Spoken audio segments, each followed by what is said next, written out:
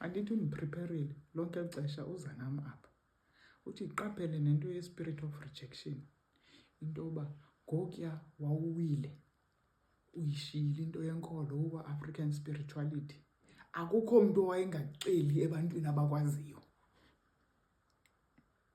Now that you are back, abantu bazawuba silent about it. Be okay with that.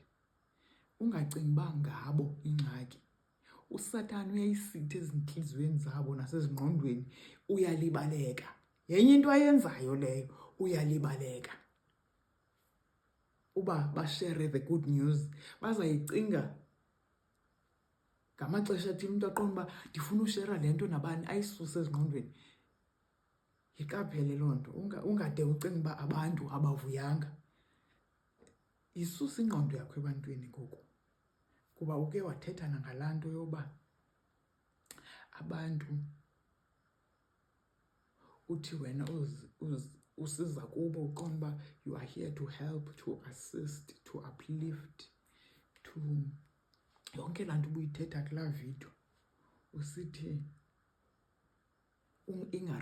ingareciprocatwa back. Or ude wathi omnye uFacebook endikhuthaza uba hayi Silo, kaloku isihlahla xa sinefruit, ifruit ayizoza kufida isihlahla. Ifruit zezoba zixhamlwe ngabantu abadlula ngendlela. So uyithatha olo hlobo. Ndithi kuye ke mna, iphele kaloku eyam ifruit, nam ndirhalela ukuxhamla kwezabo iziqhamo zemithi yabo, bangavumi. Uzoveza into yoba azipheli iziqhamo zam. Yabona izinto endikuphe zona azipheli, uyawuhlala uyimvuze olu hlobo, awutoncula kutonculwe kungapheli. Kanti ezi zinto uzicule apha, ezi scriptures ongoziculayo, kutheni ungazivi? Akatsho uMicah 7, uyitsho Micah 7 from verse 5 and 7 down to 8. Akatsho into yoba trust ye not in a friend. Akatsho put ye not confidence in a guide. Keep the doors of thy mouth from her that lieth in thy bosom. Kanti uzicula ezi zinto zithini kanti? Yho, hayi ndidum mna, ayilibala yona. Emveni koba ndicule utrust not in a friend, ndihamba ndiyofrenda, ndi-expecte ukufrendwa back. But trust in not. When you want to trust in human, you only trust God. Nanko umuntu otrustworthy ongamthemba kule ndawo endihlala, kule ghetto yenu yalapha kule planet Earth.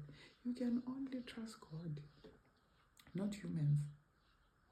Hayi ndiyivile le spirit of rejection. Thina kapha ezilalini singabantu abaye xa uzawwenza i-return yotemu unoteyike lot, funeka uyocela emntwini osebenza etawuni uba khandigcinele le parcel, bazathi xa bezoyilanda ndibafowunele uba ndiyishiye kuwe usebenza endaweni ethile. Avume ke umntana nyhani, azithathe nee-instructions. Kuvele kwenzeka ibhidansi book ngandlela nathizeni, ilibaleke athini, ihambe ipaseli ngenye ikhoriya. Ayisakho traceable ke ngoku. Unewari ke ngokuba andazi kutheni, yini benindixelela uba enye iya kwenye nenye iya kwenye. Andazi kutheni vele ndazithatha zombini ndazisa emntwini omnye. Andiyazi ke noba bazazibona uba akhange ndizivule ndizijonge uba zibhaliwe amagama. Ndithi mna inoba shem bafika ebhizi kakhulu with customers, wavele wakhupha iplastiki wamnika, akaqaphela nento yoba ziipaseli zimbini ngaphakathi. Uthi khaye ndiyijonge noyijonga. Ithe xa ifika iripoti isitsho, kwabuya laa nto ethi do not be provoked to anger. Qomba ayirayithi mntanam, ayinamsebenzi. Ayinamsebenzi, zinto zalapha emhlabeni yakade leyo, into ziyalahleka.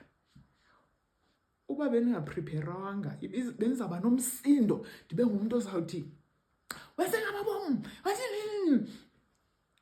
ndikonsente kuSathane endiprovoka ngento ebalulekileyo kum. But uYesu undihambele ngaphambili wathi, do cannot be provoked to anger. Ufika ndithi hayi it's okay, ayinamsebenzi, ungavi kakubi.